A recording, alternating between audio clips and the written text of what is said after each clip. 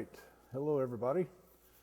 My name is Adam White, and looks like we are live on both Instagram and Facebook this evening. I know that there was an announcement out there that we may be switching over to YouTube, and that is still the plan. But technology and actually the age of technology may be, maybe a little bit of a problem. Tried to work through some of those details and get that set up and running for us, but couldn't get it to work. So I'm going to have to update some hardware, and we'll see if we can't get things going on that side. Most likely what will happen is Instagram will just have a link to the event on YouTube or on Facebook in the months to come. But for now, we're sticking to the same format of Instagram and Facebook. So it's good to see, got several people on Instagram, several people on Facebook right now. So we're going to go ahead and get started this evening. I don't want to waste too much of your time. Several things to talk about for us tonight. If you remember last month, I was on the road and not here in the headquarters of Government Legislative Affairs here in Nenana. Obviously, a lot of other things happen in this building here besides just my roles with the Airmen's Association. But last month I was on the road, and so gave you a little bit of an update there, and want to follow up on some things that we talked about last month. FAA Reauthorization is still in the works and still not completed. And so we'll have to wait and see what happens by the end of this month, because September 30, we're going to have a problem if the FAA Reauthorization bill has not passed both the House and Senate and gone to conference and all those things. The most optimistic person in Washington, D.C. doesn't think that's going to happen before that deadline. So we'll have to wait and see. Probably what will happen is there'll be a continuing resolution. And what that will mean is that the FAA will continue to operate on this past year's physical budget and have to keep working towards coming up with a new reauthorization bill. There is a slight chance that the federal government will shut down.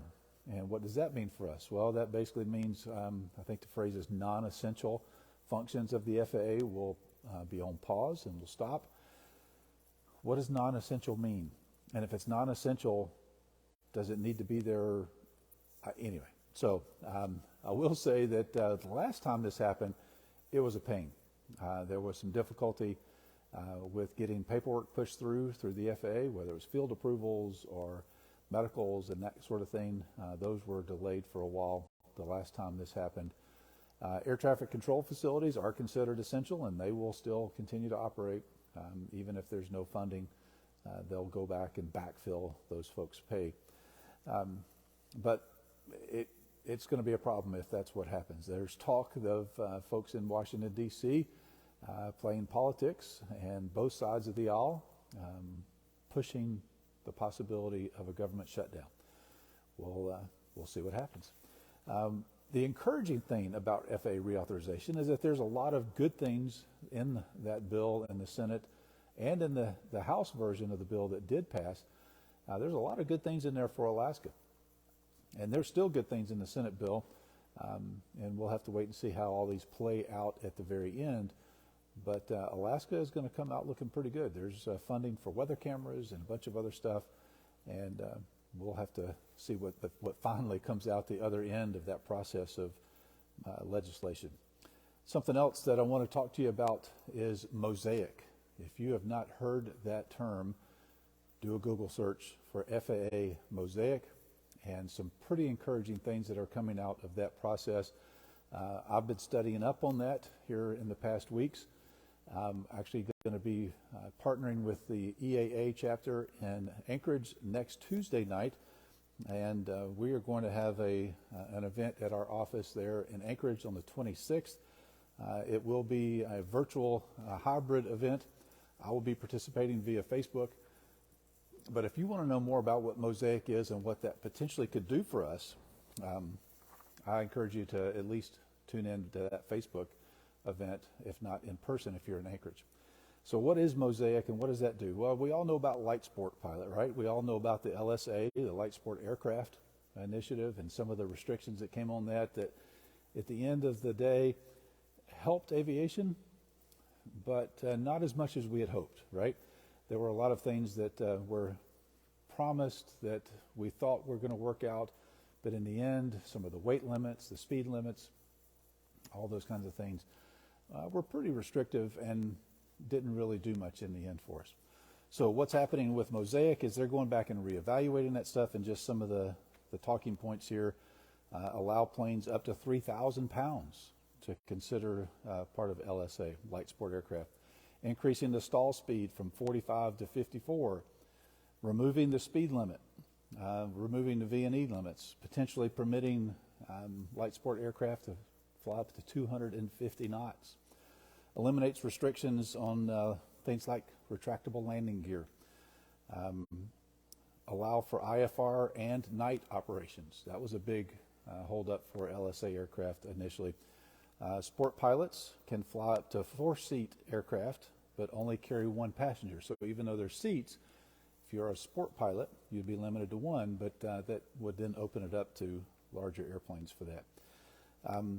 And does allow for some commercial activities like photographs, photography, and other pipeline survey, that kind of stuff possibly. So there's some public comment periods out there. So if you want to know more about MOSAIC, I encourage you to look for an announcement both from the EAA chapter in Anchorage and on our social media outlets for the Alaska Airmen's Association about how you can attend that meeting next week. Going on to other topics, we had a VIP TFR in Anchorage on September 11th. President Biden stopped in Anchorage on his way back from Asia. We did have an incursion into the TFR. It made the news. Aircraft was intercepted, flares were deployed, all that kind of stuff. And despite everybody's best effort, some folks still were not made aware of that TFR. Please pay attention to what's being put out there by our social media outlets, by all the other alphabet groups, AOPA, EAA, all these other groups, and check NOTAMs. It's a good idea to actually call and talk to flight service. I know a lot of people don't do that these days because they use their mobile devices and check on some of the third-party apps like ForeFlight and Garmin and all those kinds of things. And sometimes it's difficult to check NOTAMs and make sure you've got all your information. But you don't want to fly a close formation with an F-16 as it's deploying flares over downtown Anchorage. Reach out to flight service before you fly. Make sure there's no NOTAMs. Make sure there's no TFRs that are scheduled or planned. Check with flight service while you get in the air. I know this time of year folks are out remote and they don't have the opportunity to check all those things like we normally do. As soon as you are in range of an RCO, get in touch with flight service. Call Kenai, Juneau, or Fairbanks Flight Service and say, hey, I just popped up from an off-airport location, been out of touch for the past 3 days. What am I missing? Are there any TFRs along my route of flight, anything like that? There's ways to find out this information, folks, even when you're remote. As soon as you're able, talk to them on the radio.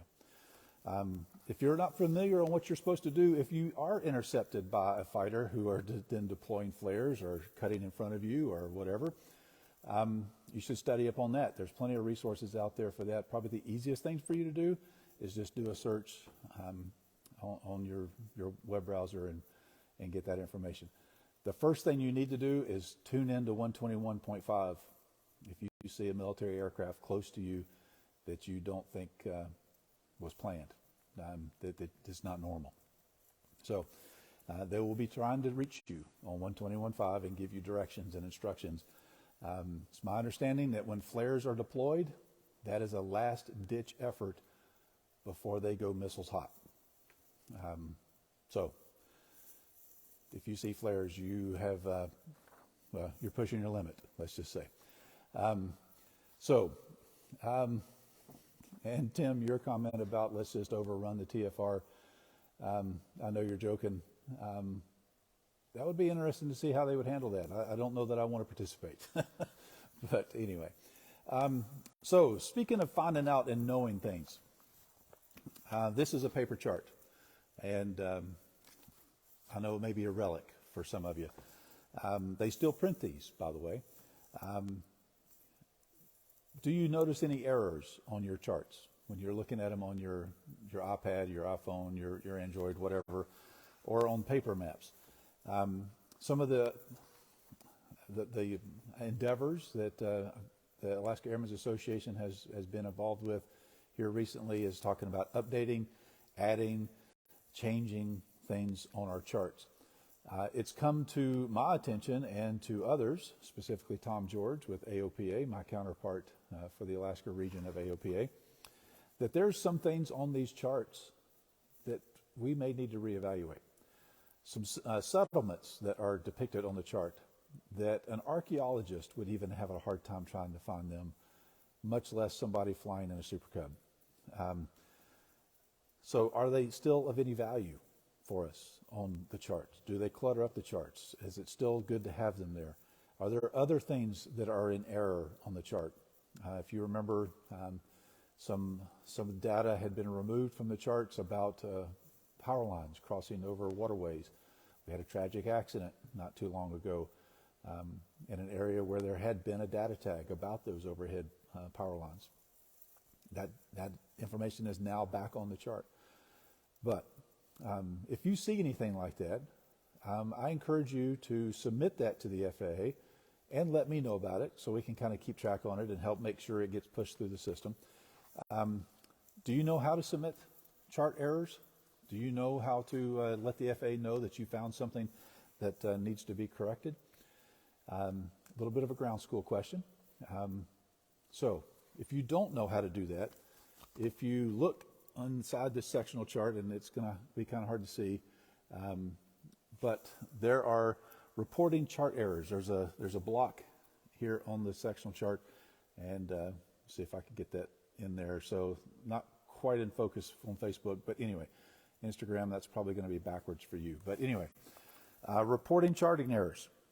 There's a block here that tells you how to do that. There's an email address. There's an actual post office address to be able to send in a piece of paper. And there's even a telephone number to call. So I would encourage you to submit that information. I will tell you that it's been my experience that the FAA has been very responsive to that. And it's good to get that stuff updated. Now, just so you know, the office that's sent into is the FAA National Aeronautical Charting Office, and it's in Silver Spring, Maryland. A lot of things are in Silver Spring, Maryland, actually. A lot of things with the National Weather Service are in that same community, but the charting office is there. So please send in those errors, those omissions, those possible edits about things that are on the chart, but again, it's going to take an archaeologist and a team of scientists to try to figure out where something is that's marked on some of these places on the chart. Speaking of charts and other things that are coming up and changing, there was an announcement by the FAA last week that is exciting news for the FASI, if you remember that acronym, the FAA Safety Initiative, which was brought on by the NTSB recommendation not too long ago, for certain things that the FAA should be doing to improve safety. One of the things that has been talked about, that's been added to that, has been something that I've been advocating for many, many years. And I'll just go ahead and say it. One of my goals in this position of government legislative affairs is to make it easier for folks to file and to fly in the IFR infrastructure. Now, that's going to be a hard thing for some aircraft that don't have electrical systems. Obviously, that's going to be a problem. Some aircraft, it's going to be a very easy thing because they're pretty much already equipped. They just need to go back and recertify some stuff. There's other aircraft that it would take a little bit of an improvement and an investment to get them to be able to fly legally IFR.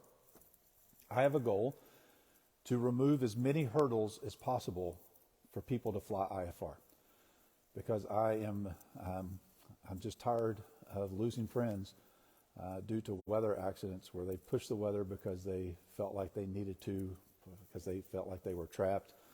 They had very little options to get out of the bad weather, and they couldn't file IFR for whatever the reason. So one of the things that has been a hurdle that I am very happy to say the FAA has worked on, and there's some good news, is the minimum en route altitudes are usually very high on some of these route structures. So high that it's not worth trying to fly them because, number one, either you couldn't get to them because they're in the flight levels, or number two, it pushes you into icing conditions, and that's no good. So what do we do about that? Well, one of the reasons for those minimum en route altitudes being so high is because the FAA has a requirement that you have to be in continuous communication range of Anchorage Center, of the center, the controlling agency. Now, we know that in Alaska there are some what we call comm gaps. There's some gaps in some of these airways from where you cannot talk to Anchorage Center, and that there are some places where you can't talk to Anchorage Center, but you can still talk to flight service. And flight service is very glad and very helpful at relaying information from Anchorage Center to and from. But when they certify these routes, they can't take that into consideration. They can't take the possibility, since you can't talk to Anchorage Center directly, that you could talk to flight service indirectly to get to center.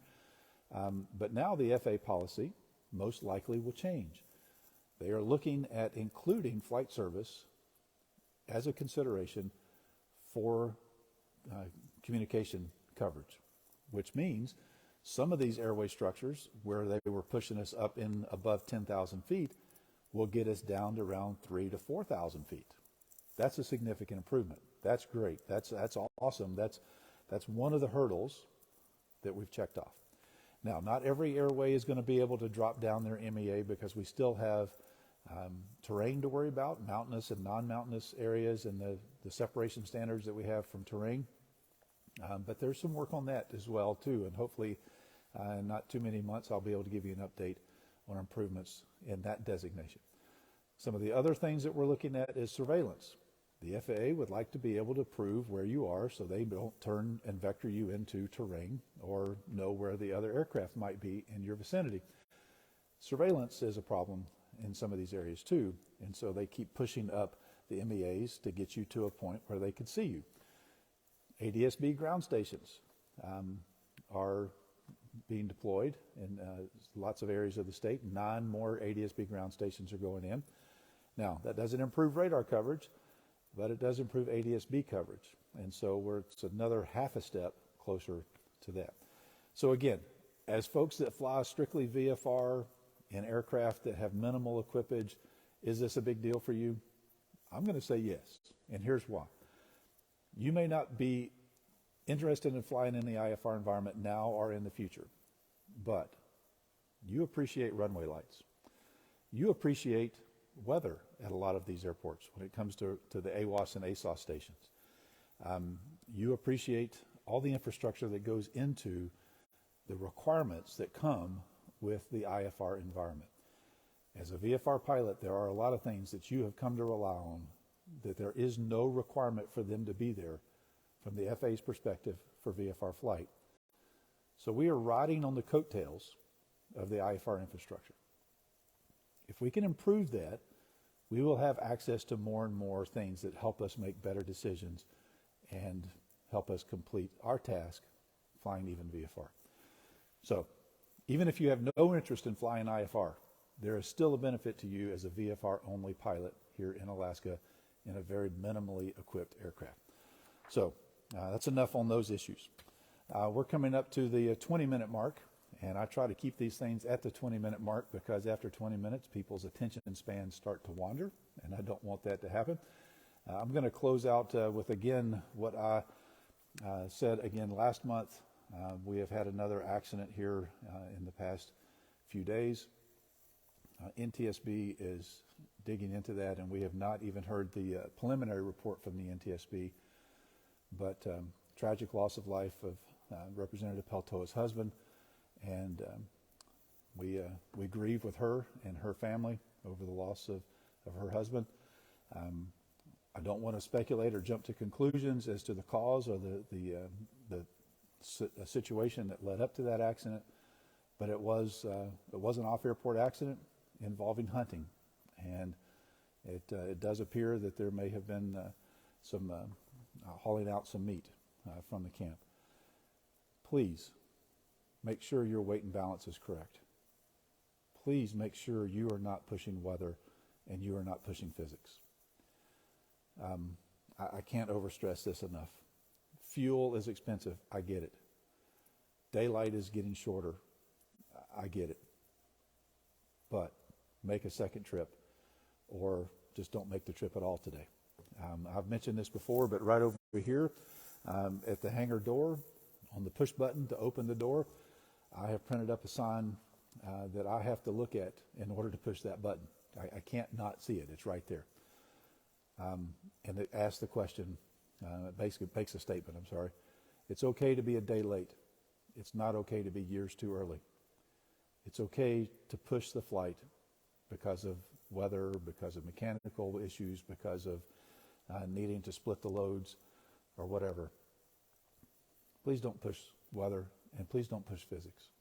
It's a tragedy to arrive in eternity years too early.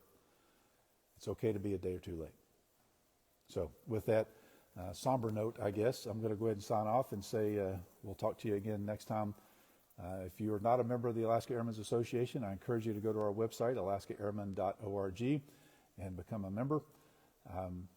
We got some announcements as to what actually raffle tickets go on sale for next year's airplane in October. So look for those ticket sales to go live in the next few weeks. And we'll be doing some more social media outreach about the build of the aircraft. Dan Cheney Aero down in the Matsu Valley is working on that airplane already. It's exciting stuff that I've already seen coming out of that project. So with that, I will go ahead and sign off and say thanks for being here. I appreciate your time. And again, please don't push the weather. Please don't push the laws of physics. We'll see you next time.